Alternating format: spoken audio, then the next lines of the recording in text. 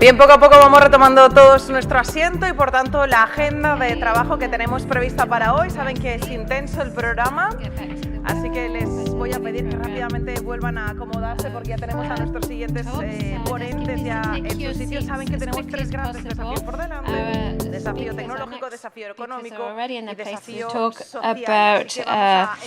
Three major challenges. We've got technological, economic, and social challenges. If you could all start sitting down and listening to look, we're going to be hearing about these solutions and this sustainable future within the framework of ecology that we all want. Our first challenge, then, is going to be addressed by Mr. Ignacio Mayol Sangra, who's head of engineering projects in gas natural. And the following speaker also is then going to be talking about technology challenges and the future of this. So Mr. David Fernandez Rubial is the other speaker, along with Ignacio Mayol Sangra. You have the floor. Good morning, Ignacio Mayol. David and I work in Gas Natural Fenosa, and we're coming to really want to tell you about our vision of waste, which is very much fitting with the world of energy where we come from, renewable, manageable, and very much fit in with what our business is. So, in current society, we're seeing increasing consumerism. Materials are always being renewed, even before the end of their useful life. And although we have made a lot of progress in reuse and recycling,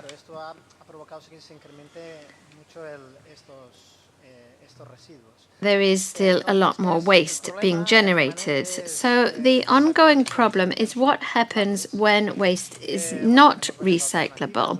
There are several alternatives. We can put it in landfill and wait for it to disappear, or try to use the energy content to meet our energy needs, be they to combat greenhouse gas emissions and pollution. Also, renewable energies, some have a problem of discontinuity.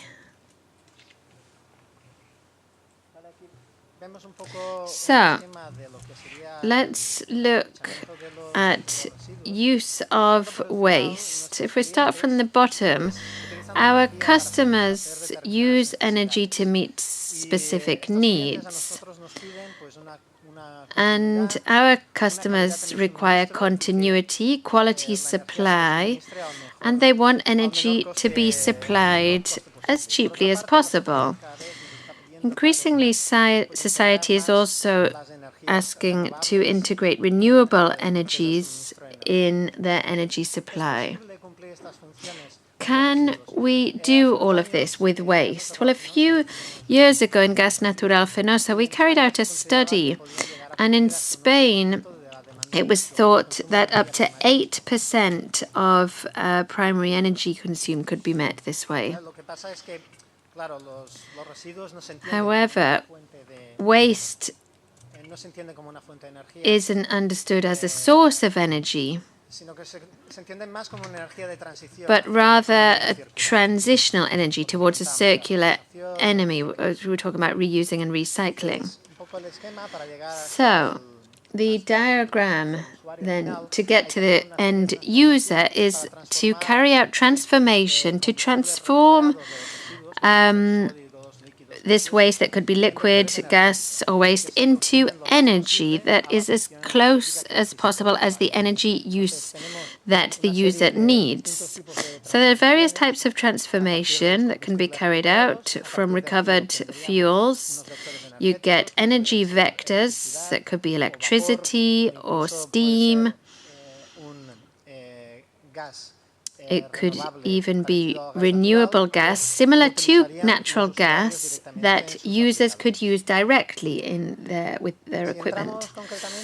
Now, if we go to the little boxes here, you can talk about transformation of waste, technologies to use recovered fuels. There's various types of transformation technology to transform waste into energy vectors, and there's different types of application as well. This diagram shows the basic model of the various technologies.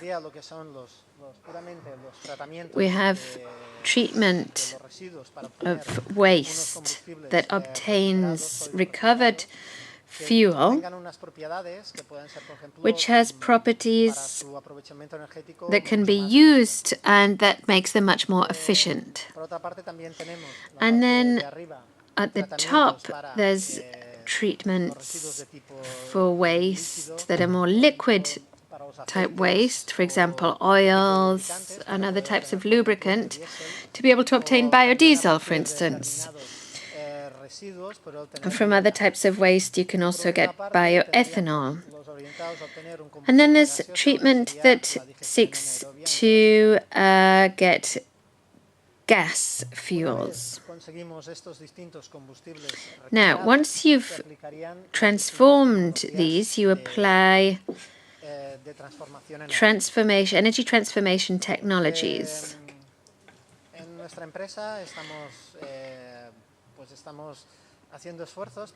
Our company is striving to integrate renewable gases. So I wanted to mention new technologies that are focused on obtaining biomethanol from biogas and also bio without gas from a synthetic gas.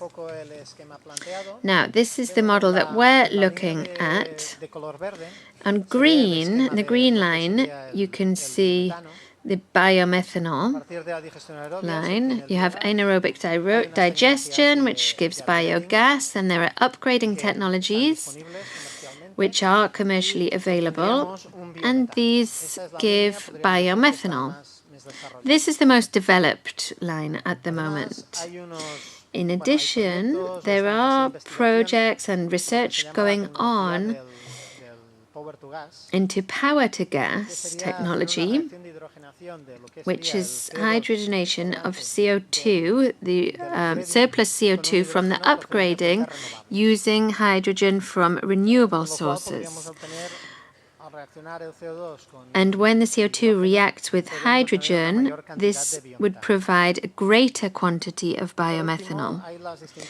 And lastly, there are other technologies using synthetic gases from biomass, lignocellulose biomass, which is the yellow line you see at the bottom. And here the aim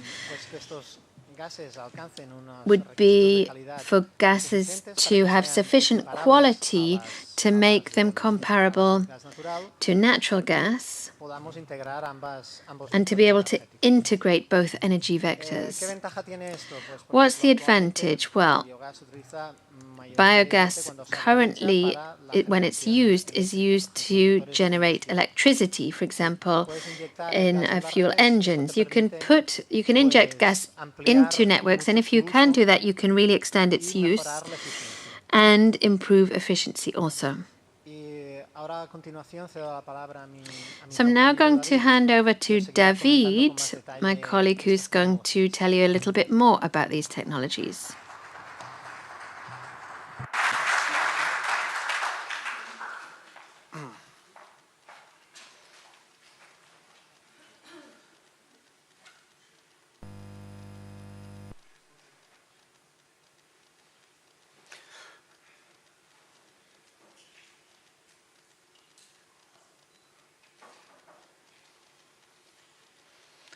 Bien, bueno, como vamos con un poco de retraso mientras pone la presentación, buenos días a todos. En primer lugar, hay que felicitar a la organización por la oportunidad de este evento y gracias, agradecerle también la oportunidad de invitarnos para explicaros cuál es nuestra visión sobre estos retos que comentábamos, y gracias a todos vosotros por vuestra asistencia.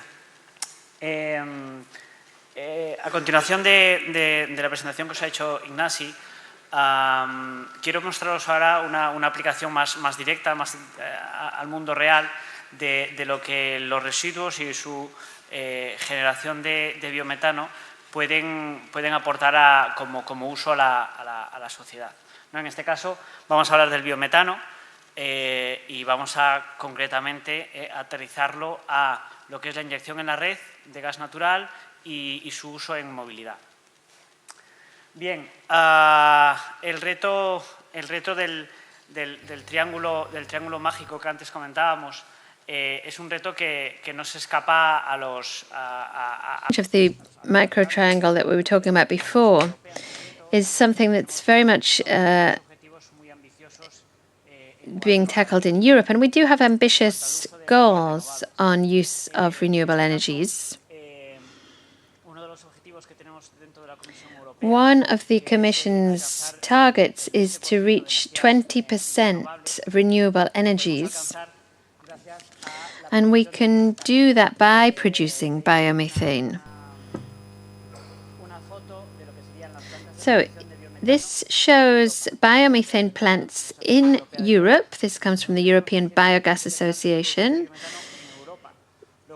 You can see how many there are there. Now, if we achieve this target of 20 or even 30% renewable energies, we would be able to move forward.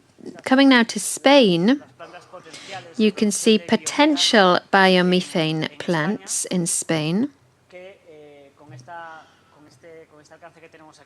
With the scope we have here, we calculate that we could reach 10% of gas consumption that we have right now. So we have waste, which, if it's managed appropriately, produces biomethane. We can obtain that from producing biogas, which is produced through a biological process, anaerobic digestion. And that biogas is then treated, purified, and enriched to generate biomethane. There's another way of producing biomethane, which is through biosyn gas, which is through a chemical process, gasification of biomass, which generates biosyn gas. And again, it's purified and methanized to give biomethane or bio-SNG. And you can also get biomethane through hydrogenation of biogas and use the surplus from renewable sources. So we obtain biomethane, inject it in the natural gas grid, and that solves a threefold problem. Firstly, the natural gas grid can be used to store that biomethane, and as a second and third byproduct, it also solves the problem of variability in production biomethane, like with all renewable energies, and it solves the variability of its use as well. Because if you store it in the natural gas grid, you can use it for the time and the purpose that you most want. So you have waste that generates biogas. When that's purified, it generates biomethane. We inject that into the grid, and then you have gas available to be used when and where you want. One of the uses that we're most interested in is as fuel for vehicles. We like to present this again as a magic triangle. One of the sides is economic, one is environmental, and the other is maturity, if you like. As to the economic side, natural gas for vehicles entails almost 50% saving compared to petrol and 30% saving compared to diesel. Now, this saving is the total saving. We're not just talking about here the saving for the unit price that you see at petrol stations or in the yield of the fuel in the engine. We're talking about the global price. It covers both, and so it's a final saving per kilometer. In addition to that saving, in the case of Spain, with the new categorization of vehicles there are, natural gas vehicles have that label, and that equals a tax break on vehicle tax. You also get cheaper parking in official parking places. You have a reduction in motorway tolls. And something we're increasingly seeing, an issue increasingly seeing, is access to cities, in big cities where pollution is a problem. When there is a pollution event, these kind of vehicles can still go into cities. Now, as to the environmental assets, these are very significant. You have air quality and greenhouse gases in two different sections. The latter is a global problem which needs to be addressed in measures that we all take part in, insofar as possible, by adhering to the Paris Agreement, for instance. And air quality when it comes to cities, which again is a real issue which affects all of us who live in cities, which is increasing. It affects our health.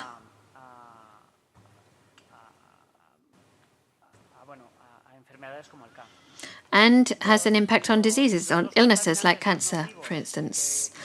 The most damaging contaminants that the Ministry of the Environment monitors to look at air quality are nitrate oxide and particles, PMs. The reduction in NOx is NOx is 100% reduction, and in particles, 95%. So when it comes to key indicators for air quality in cities, natural gas has almost zero emissions. Now, coming on to greenhouse gases, the main contaminant there is CO2. And in this case, the reduction of CO2 is almost 30%. There's no SO2 emitted. And although we don't talk about another type of pollution much, we do feel it, and that's noise pollution and vibrations. And here there's a 50% reduction in this type of pollution. And last but not least, the third side of this magic triangle is that this is a technologically mature fuel. It's being used now. It has been for several decades already in many countries. It's been used for many countries in Latin America for a long time. In Europe, countries like Italy have over 1 million vehicles and over 1 billion recharging posts. In Germany, 500,000 vehicles and all of these charging posts as well. So it's a solution that looks forward. It solves problem in the short and medium term. We can adopt it already. We don't need to wait for any other technologies to be developed or to bring the price of whatever down. We don't need any more progress in anything, really. Vehicular natural gas is a technologically mature solution that solves problems now. An example of this is the Valdemingómez plant, a biogas plant in Madrid that treats urban solid waste, and it's the biggest of its type in Europe. Solid urban waste, or rubbish, that's generated in Madrid is stored in Valdemingómez.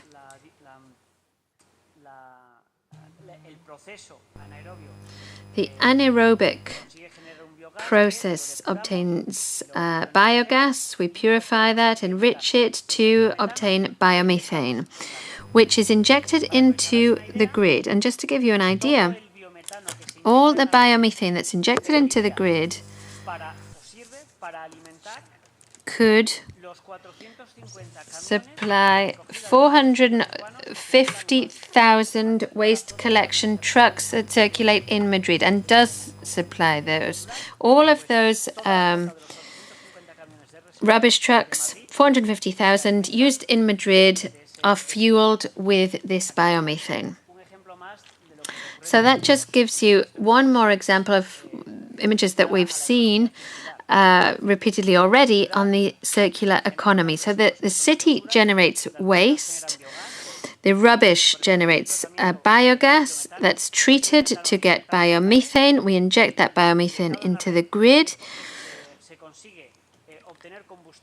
and that gives us fuel for the entire rubbish trucks, the rubbish truck fleet of the city. So they're actually fueled by the same waste that they collect. Now, if you remember, I mentioned in the environmental side, air quality. Here, this natural gas gives a 95% reduction of particles and 100% reduction in NO2. Then you've got greenhouse gas pollution, which is CO2. There's a 30% reduction there. If we used biomethane, CO2 emissions would be zero. They would be neutral. So it would be a totally neutral CO2 emissions, and we have some examples of them being negative, in fact. So, to sum up, there are three main take-home messages I have. Firstly, biomethane that is produced by good waste management can provide a renewable gas. Two, that renewable energy can be injected into the grid to solve the variability both in production and use. And three, if we use that for mobility, we can have vehicle fuel in a sector that entails 60%, or that accounts for 60% of emissions in this country and many others in Europe. 60% of emissions come from transport. So if we use that biomethane, we could have almost zero emission when it comes to air quality. With biomethane, that would be neutral when it comes to greenhouse gas emissions. So, in the virtuous circle of the economy, there you have guaranteeing quality, air quality and use. Thank you very much. That's all from me.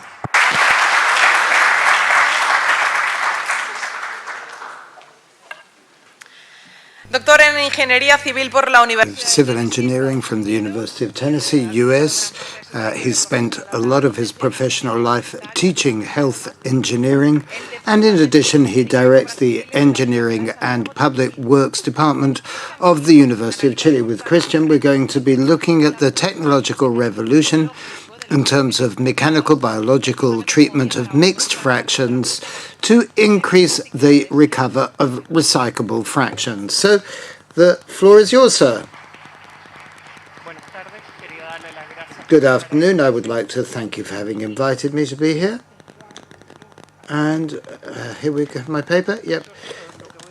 What I'm going to present is basically the process of why initially we want to select waste, and then we're going to look at the organic fraction to treat it anaerobically or composting it, and then I will come to my conclusions and reflections.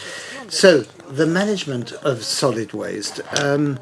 We have all questions such as illegal landfills or dumps, and I've been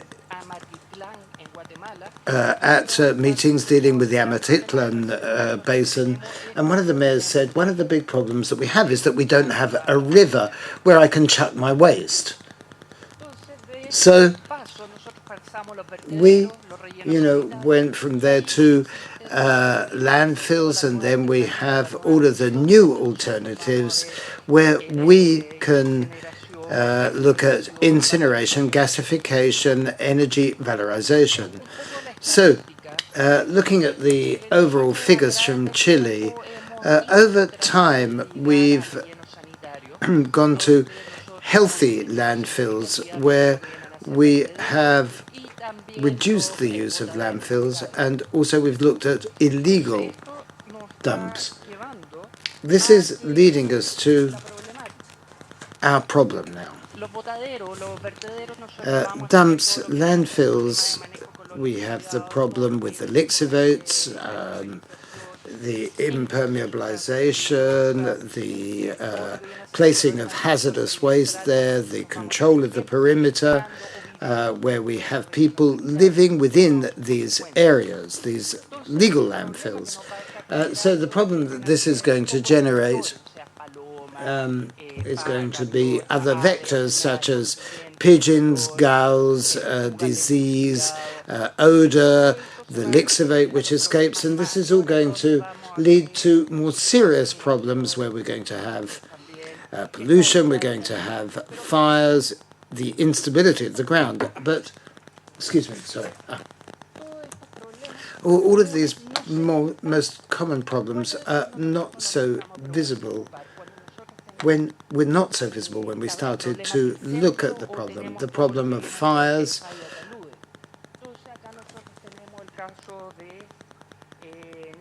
or power failures. We've got the problem with Ethiopia, for example, where more than 65 people died from a landslip of a landfill. Then we have the problems like last year with power supplies, but these are landfills and dumps. Sorry, these are dumps, but also I'm not going to talk about the problem of Santa Marta in detail, but it was a problem where the question is the following. We, in the USC, in Atalaya, there was this problem, but other fires. I live in Santiago. Look, my waste goes to this sanitary landfill. So I form part of the problem. There everything is chucked, but nobody said that, I am the problem here. What are the solutions I can offer? And we see that with landfills we have the problem. I rather like this cartoon. It's the kind of thing, we'll see in the near future, a historical monument to the landfill. But what we see here is, this is just where we are at the tilting point, the watershed, where we say, do we continue using sanitary landfills or not? And is it really a sanitary solution? It's not an environmental solution, though. That's the problem. What are we going to do with the future generations? So here we see the need for alternatives. I'm going to talk about mechanical biological treatments, the TMBs, where we have a fraction, a facility where we're going to have two main elements, selection and then biological treatment. In terms of selection, we have optical separation, selective collection, we've got MRFs, and then we can have on the biological side anaerobic digestion or composting. After anaerobic digestion, we also always have a post-processing where we recover the fraction, ensuring that it is as compostable as possible and of as high an economic value. So the environmental or the potential environmental benefits are to significantly reduce the amount that is put into a sanitary landfill and reduce environmental impact, which is going to be a problem for the future.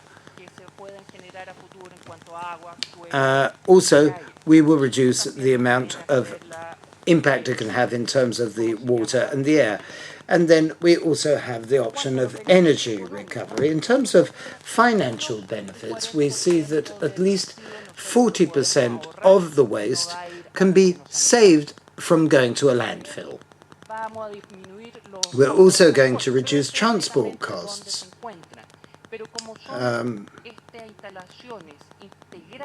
As we're talking about integrated facilities, they can be placed within cities, thus saving energy on transport. And then we're going to generate biogas, we can recover energy and also heat. So, seeing all of these advantages, let's now talk about the process itself. We have the question of separation, selection, where depending on the system we have for collection, waste collection, we will decide how we design our facilities. So, first of all, we see that the facility is going to recover everything recyclable. So that will represent income from the sale of this recyclable material. And then depending on the financial model, we'll see that there are different elements that will give us profit. For example, in Denton in Texas, the benefit is paper. In Santiago, what would be recoverable will be PET, and it depends on the local market where the benefit can come. Then we're going to try to recover the organic material, so that will take us then to the next step. And there will always be an untreatable fraction that we're not going to know what to do with, and this is what will go to final disposal, or in the near future, we'll maybe see that there is something that we can do to reuse it. So this step is basically a question of selection and pre-treatment so that composting or anaerobic digestion works properly. So this is fairly crucial when you're designing your system, because depending on the quality of the product, in other words, the organic fraction that we recover from the waste that we have, this will guarantee that our treatment system, in this case anaerobic digestion or composting, will not work properly. So this is an example which I rather like, which is a place called Cerritos in Argentina. It's a fairly small town, and they have their own recovery system and their own anaerobic digester. We're talking about a fairly small town. So the first thing that you have in a recovery system is the arrival point. Here, the truck will dump it, and with on a conveyor belt, it will take it to our production line, where we have people who select the different kinds of waste that is dumped. They have a baler, and this is the heart of their operation. Another example, which we can see here, they're basically concerned with recovering paper. This is the case of Denton, and here we have their separator, the baler, They have a magnetic separator for metals, and you can see the people working there to actually separate the different frictions. So we basically have this selection so that at the end of the line we can have either dry or wet digestion. So what is anaerobic digestion? What we want to do is to decompose organic material without the presence of oxygen. So with microorganisms, first of all, we're going to generate CO2 and then finally methane, which is what we want to maximize for the production of biofuel. So with this, we'll be able to reduce the initial weight of the rubbish. So we have this waste, which we would have reduced in volume by some 40 or 60%. And that is fairly important in terms of disposal. We reduce volume. Moreover, all of this can be used as a land conditioner, and this takes us on to the next stage, which is composting.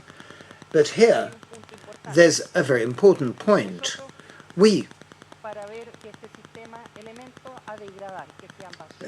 see what we're going to be actually decomposing. It could be rubbish, it could be garden waste, animal waste, horse manure, cow manure, and so on and so forth. But we also have a retention time, which means that our facility has to be of a certain size. If it's going to be a wet system, it'll be bigger. If it's a dry system, it'll be smaller. We're looking at ultra-dry digestion now, which is with virtually no humidity. But then we go on to what we call the inhibitors. That is, what if I haven't selected properly the material that I use, it can cause problems with digestion. So when I design my selection plant, I want to ensure that there are as few as possible inhibitors, be it a chemical element, ammonia, or whatever. I need to consider all of this to ensure that my biogas production is good. A very interesting example is if there is too much wood, I'm going to have problems because wood, unfortunately, will not decompose in these conditions. If I've got lemons or citrus fruit, we see limonase being produced, and limonase will affect the production of biogas in the long run. So, in this way, what we can do is generate an improved control of biogas. So this plant, we can see cases where we have small plants where most of the process is manual. The efficiency of such systems is low. We're talking about a slow digestion time. But the important thing is that in this community, they want to have their own processing plant for their own solid organic waste. And here we can see their, what you call them, the gasometer, which they use for the kitchens of the farm. Then we have large city digesters where we will have different options. We have a continuous process. This is a patch process that we can see here. But when we have our end product, we have to do something with it, this organic material. What we're going to want to do is to compost it, allow it to mature, and this is an important factor because this is going to take its time, and thus I am going to need a fairly large facility. Another alternative is that I can use is composting. Here we can see an integrated system where the town has considered that any organic waste, wood is shredded, the elements that are not biodegradable are removed, and then what they use it for is to compost. So this is a great business in this fairly rural sector where they sell it as compost. And then another important element is that they carried out a market survey depending on the color of the compost. They have 4 main products. They have red compost, where they shred the wood and make what they call mulch. They say that their 2 main products are red or black. Grey or coffee are not so popular because the farmers don't tend to like the color so much. So here we can see another composting facility where the digestate, that's what we call the product of anaerobic digestion, is being composted. And if I do not carefully select the waste from the beginning, then it is here where I have to act, where I have a lot of garbage which is not biodegradable in it, and that's going to cause me problems when I seek to sell my compost. It's an interesting case in Seversville where they have an anaerobic digestion system without recovering biogas, where the glass that comes will not be held, so it is actually ground in the compost. And in the US, people don't like to have glass in their compost, so they have to give it away. They cannot sell it. And lastly, everything which is the liquid from anaerobic digestion produces a byproduct which is called digestate, which is a liquid, fairly viscous black liquid, which doesn't smell bad, and it can be applied directly to the fields. So I can now convert my waste into a product of economic value, and in this way have lower operating and final dumping costs. And finally, all of these systems are economically and technically viable. And then another point, the design of the selection system or digestion system are key, because if we don't have the right system in place, it will be bound for failure. And another one is that there are different alternatives available on the market. And that's all. Thank you very much for your attention. Muchísimas gracias, señor Christian Seal. Nuestro próximo... Thank you very much, Christian Steele. Our next speaker has been working for over 30 years in energy services and environment in various companies, and he's currently vice chair of the Spanish Association of Energy Recovery for solid urban waste, Antonio Orrego, who is going to be talking exactly about energy recoverability at world level, which is a critical issue right now with the huge global cities that we have. Mr. Orrego, sorry, you have the floor. ¿Se me oye bien? ¿Sí? Bueno, buenos días a todos. Muchas gracias a la Red Latinoamericana de Gestión de Residuos. Good morning, and thank you very much to the Latin Network for the invitation to our association to explain our point of view on energy recoverability, which is often seen as the big issue in waste management. I'm going to start with this triangle that you all know. This is the hierarchy that from the 2008 directive was set down for waste, and very soon afterwards a new concept was brought in, which was the circular economy. It was actually invented in the 60s or so, and has been extended worldwide. We are using this graph. It's going round and round. It looks a bit like a disco sign, but sorry about that. But I want to make it clear that the circular economy is what's going round, what's revolving there at the top. Everything else is final treatment, if you like, to give a purpose to waste.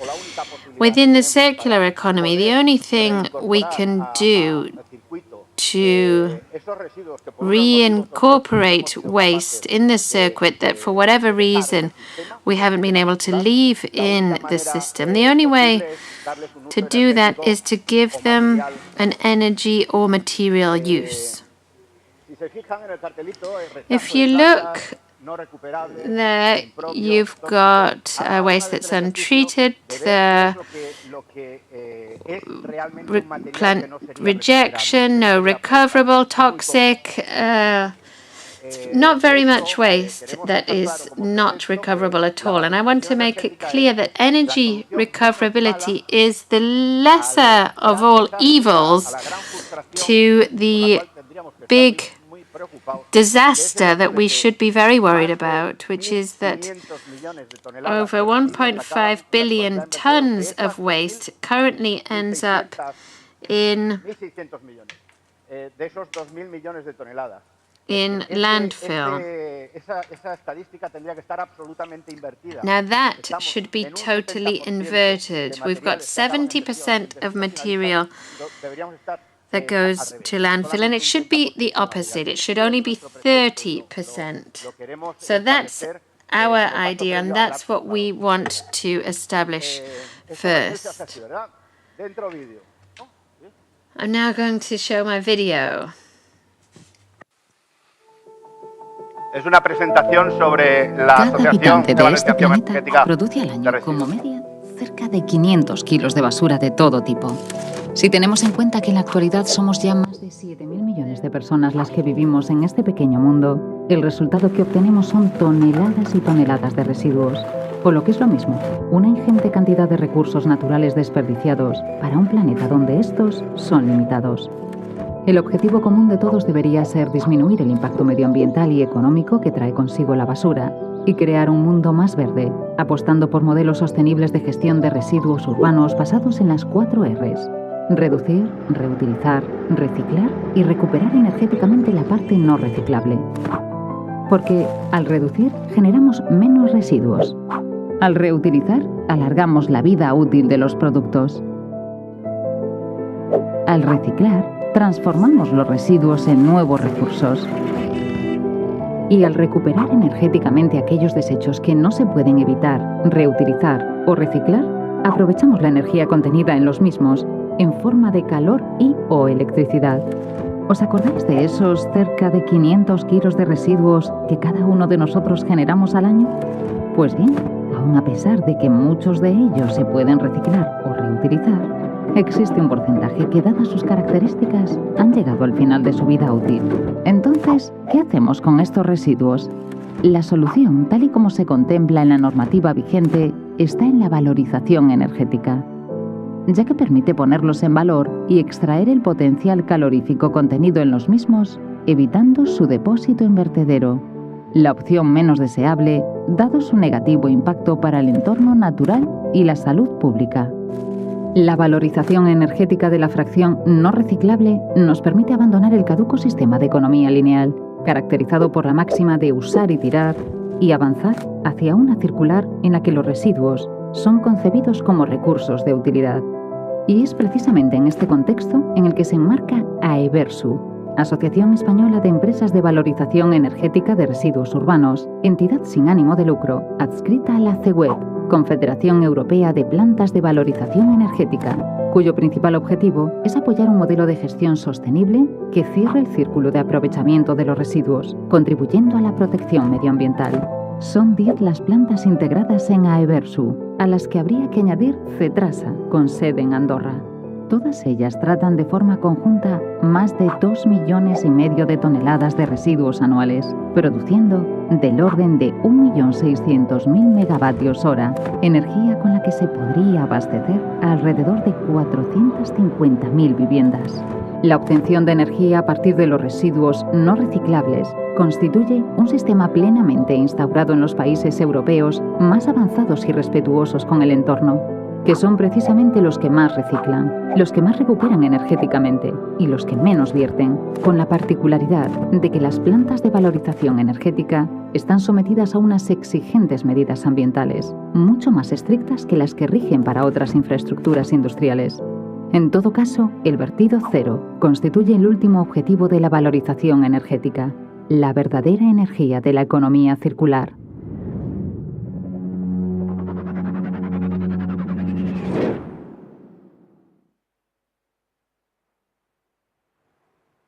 Bueno, vamos a correr ahora ya mucho. ¿Se me oye bien? ¿Sí? ¿Me explican algún problema de sonido? Vamos a correr ahora mucho porque vamos a tener poco tiempo y yo quería explicar muchas cosas. No me voy a meter más con la organización porque hasta cierto punto formo parte de ella y sería... el número total de plantas que se han construido en España es de 25. De estas solo han subsistido las 10 que hay en la actualidad, coincidiendo con aquellas plantas que tenían recuperación energética o bien que no fueron capaces o que se adaptaron, mejor dicho, a la normativa vigente en materia de emisiones, sobre todo, la normativa vigente a nivel europeo. Otro precepto, son instalaciones industriales, tienen un botón, se pueden parar. Seguramente vamos a hacer muchas comparaciones o contrapuntos a lo que es el sistema en el que mayoritariamente se están eliminando los residuos. 1.400.000 toneladas de este 1.600.000 toneladas que generamos van a parar a vertederos. Luego hablaremos más de ello. Un vertedero no. Un vertedero no lo puedes parar. Un vertedero donde has estado depositando 15, 20, 30 años, 40, 50 años, no lo puedes parar. De hecho, todavía es una ciencia en estudio.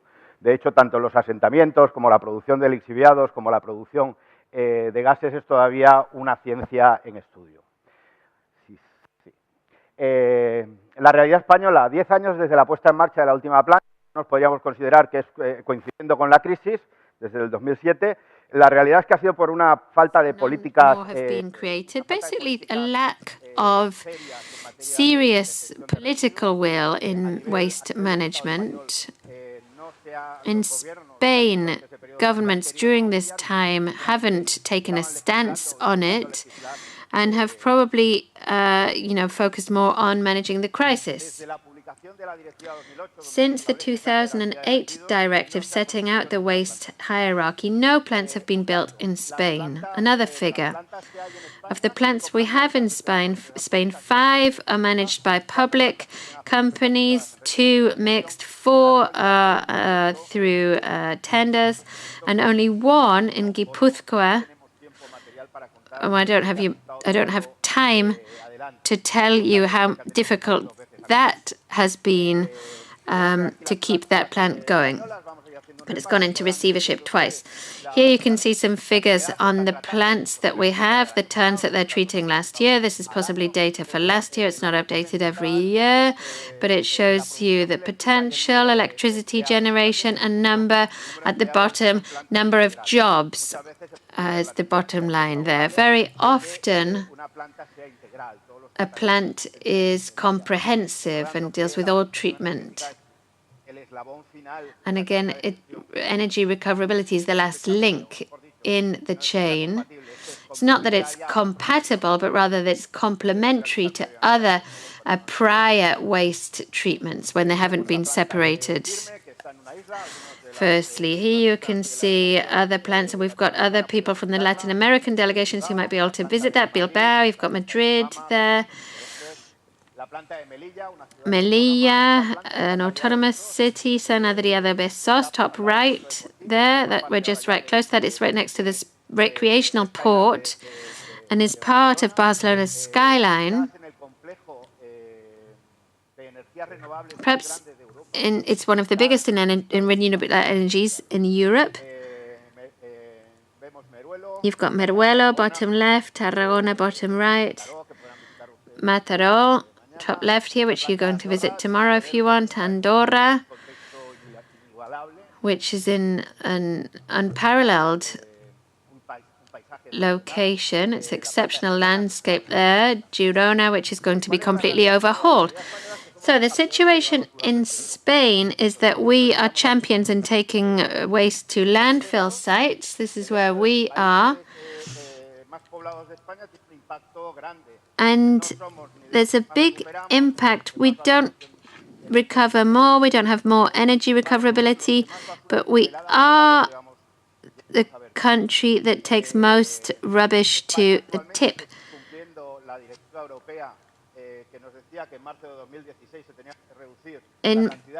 By March 2016, as we've heard, there has to be a reduction in waste that's taken to landfill. We've got 1 million tons there. And the perspective for 2020, when we look at waste treatment using current technologies, which barely surpass 50% of recovery,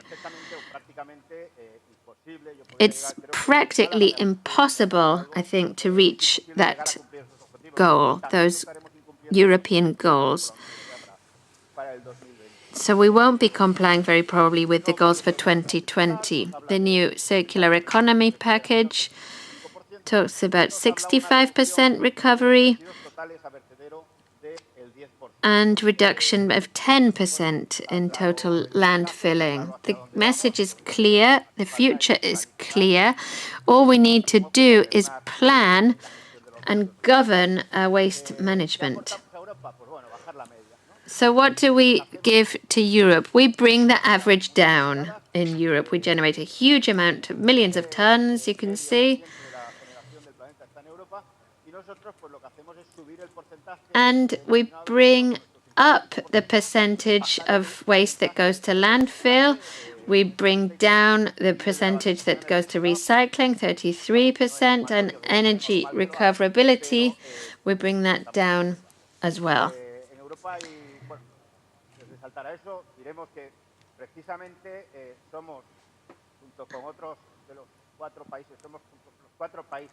We're one of the 4 countries in Europe, you can see Lithuania, Romania, Spain, and Slovenia, that don't have tax on landfill at all. Other countries do. And with the exception of Catalonia, Spain does not penalize landfilling. So there you have it. In Europe, we've got 483 waste-to-energy plants. There are many places that make it easy or better to build these plants. And you can see that in the most developed countries of Europe, they don't necessarily have this type of treatment. You've got Spain, France, UK together, and Spain is last in a number of waste to energy. You can see here in this graph, when you increase waste to energy model, the performance is similar to recycling. And you can see how that coincides with a drop in landfilling. These are statistical objective data. I apologize for my speed here, but I don't have much time. So what we have here in this graph on municipal waste treatment,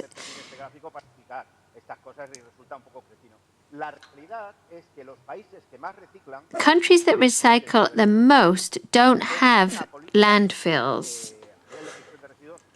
It's a waste. It's a expired waste management policy. Now, things get a bit more complicated when we look at waste to energy in the world. Worldwide, there are about 1,900 plants. The data isn't totally reliable. You've got 1,200 in Japan, and I don't think we need to really believe in that. They actually incinerate everything. So that figure does distort the rest. But anyway, you've got the US, they're 85, 180 in Europe, 120 in China, 35 South Korea, and 5 in Singapore, and this apparent 1,200 in Japan.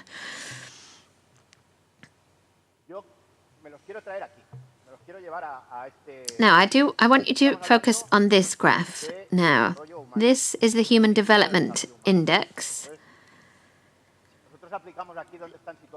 If we look at where the plants are on this map, it's always the same story. In the north,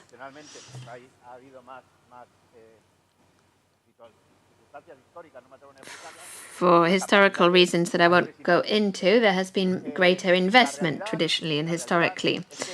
In fact, the HDI, as you know, comprises life expectancy at birth, GDP,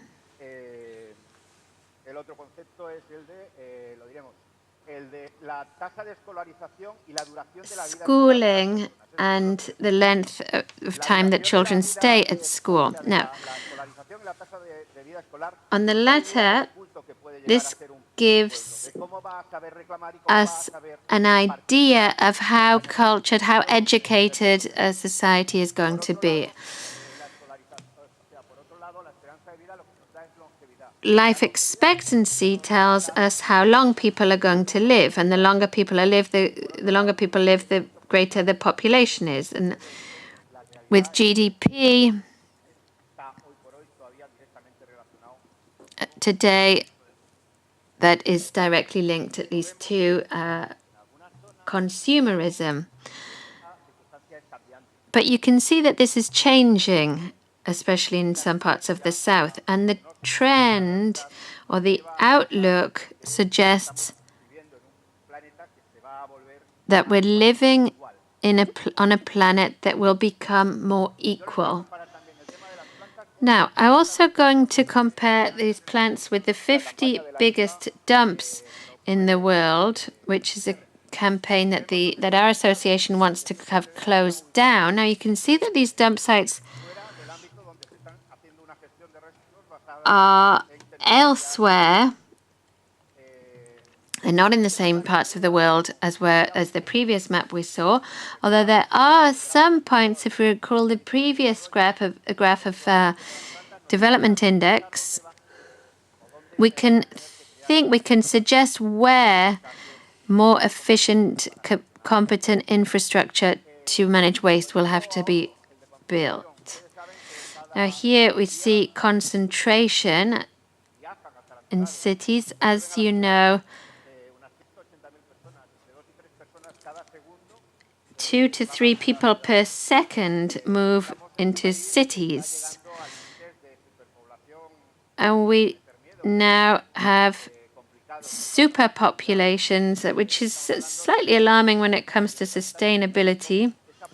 We've got about 7.5 billion inhabitants on the Earth, and that is increasingly concentrated in cities. Now here we see waste to energy. You see where we saw high human development, probably those will be the same places that are going to have to start thinking about other waste management. This is a very exhaustive graph. If you can actually read it, I just want you to focus on the 2 first columns. This is about incineration. And the others are other technologies that are being developed and promoted. Like all technologies, it'll grow and develop. But I want to draw your attention to the number. If you want to visit these plants, you can see at the top there.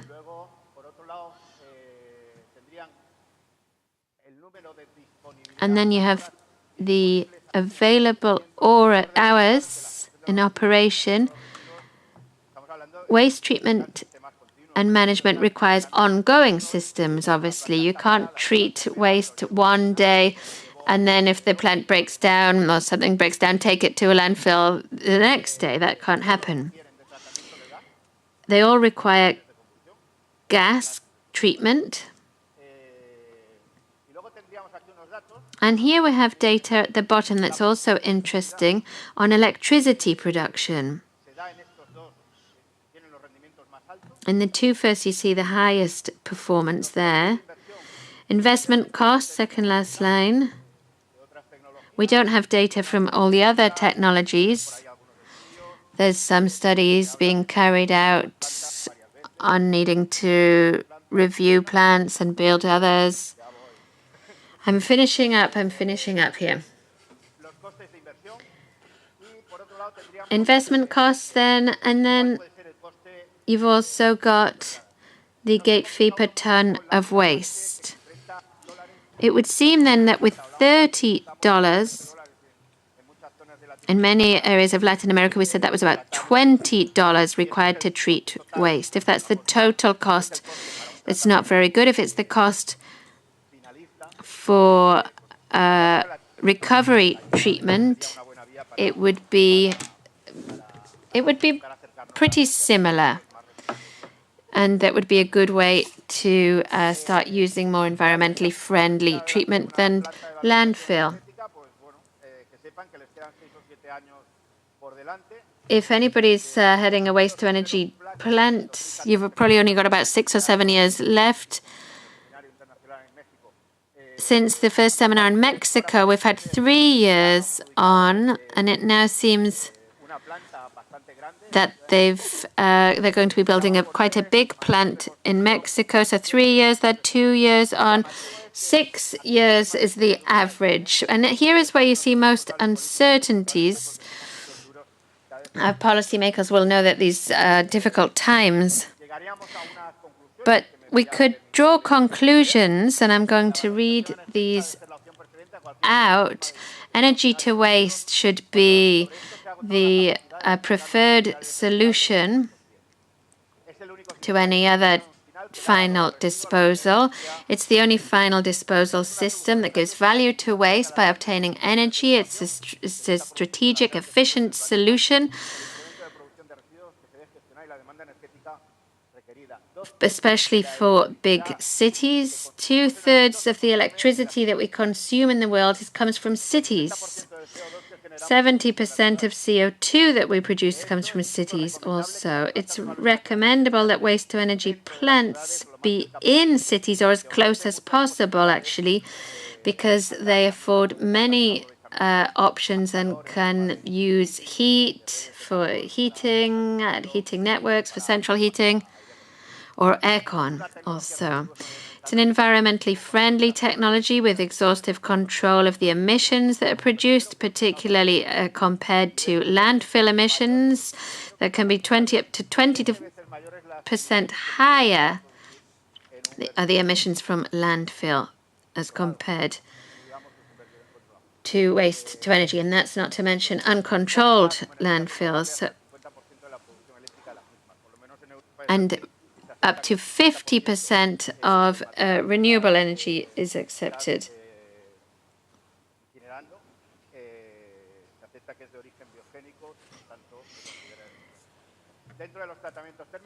As part of heat treatments, incineration with waste to energy has multiple references that back it as more a proven technology that's cleaner.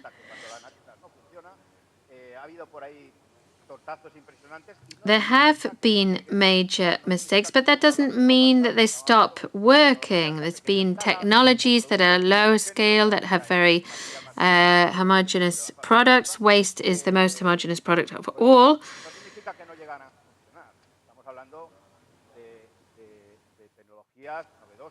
But these are new technologies under development, and we have to be very cautious. Waste is a problem that we have already, and sometimes there can be teething problems with these.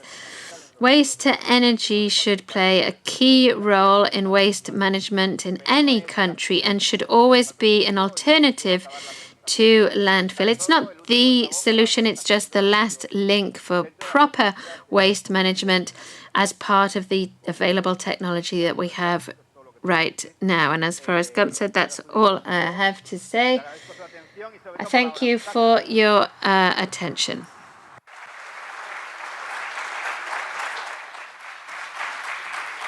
Muchísimas gracias, señor Antonio. Thank you very much, Mr. Antonio Rego, Christensen, especially for the effort that you've made to try and stick to your time. Now, please, take a deep breath. You deserve it. Thank you, thank you, thank you, truly. I'm going to get fame of being Miss Rottenmeier here. I think people are going to be frightened of me this afternoon. Okay, I mean, you know, this is a rare occasion that we have. Now that we have, as we have saved some time before we go off to lunch, let's just take a quick round of questions. Let's have the lights up, and please, if you do have any questions for our four speakers on this technological block.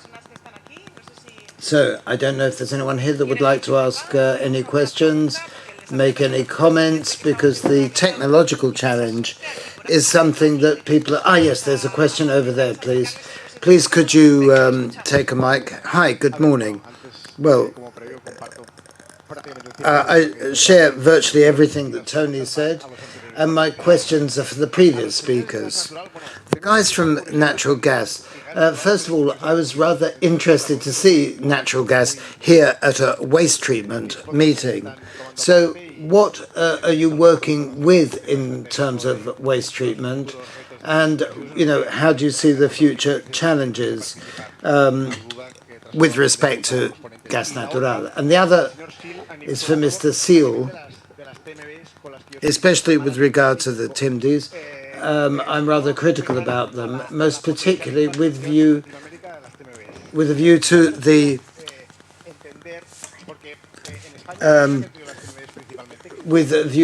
implementation of TMBs in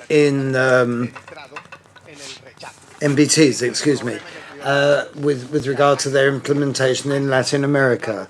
Biomass, as Antonio said, it can be whatever, and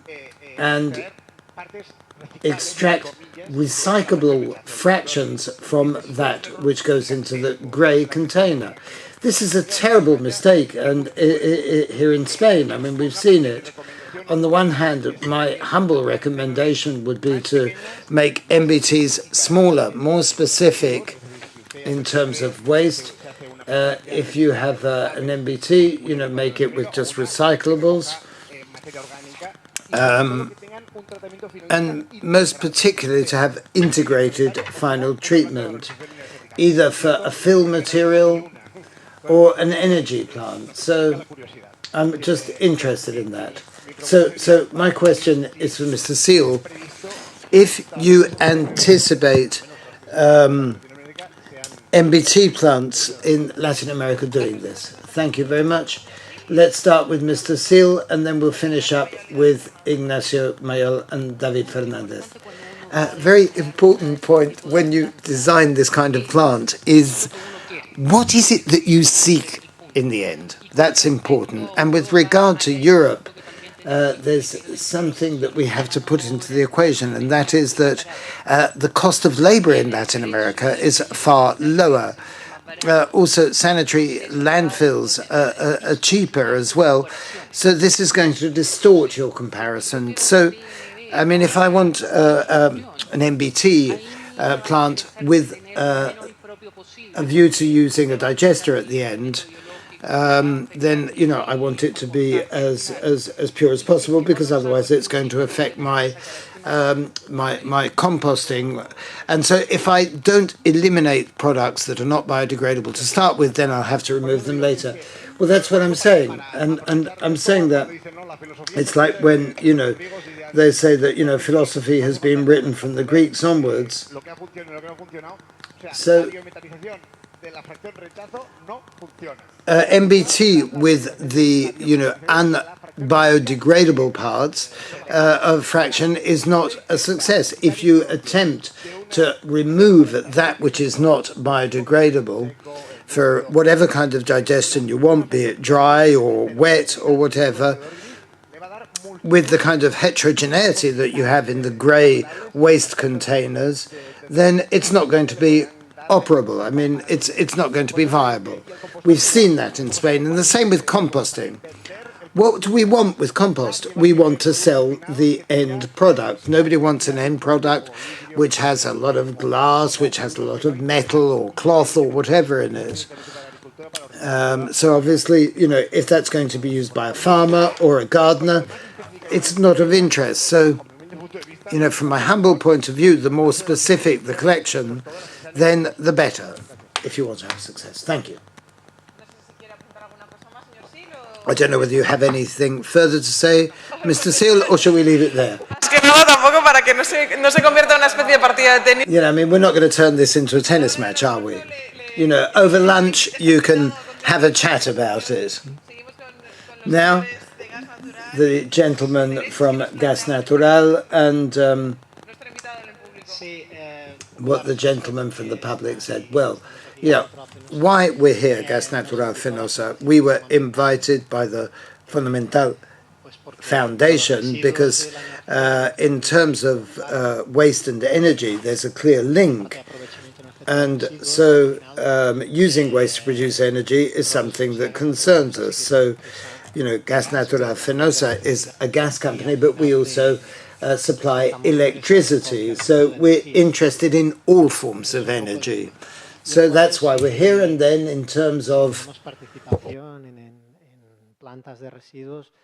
So if we're talking about waste plants and our involvement, we have a holding in a Chilean gas distributor, Metro Gas, which is currently running a biogas plant, which injects the biogas into the natural gas grid in Chile. So we do have experience in that field. Thank you very much. Any further questions from the public for our speakers, or shall we keep our questions for this afternoon, because we're going to carry on this afternoon? It's been a very intense morning. We've had a lot of discussion. A headline is that we are all involved, and we want to be the first to get down to work, to stand as a landmark, to create this social awareness of responsibility, which we're still short on. Another good thing is, to use your mobile phones, use the social media to send out your headlines. I mean, this is being streamed, but to extend the discussion further, please, do use your mobile phones now. Take a breather, rest, have a chat, have your own discussions. That's the idea, to do your networking. So we'll see you all back here, and we've got lunch being served next door. And at 3 prompt, we'll be back for this afternoon session. So please do be punctual coming back. Thank you all very much.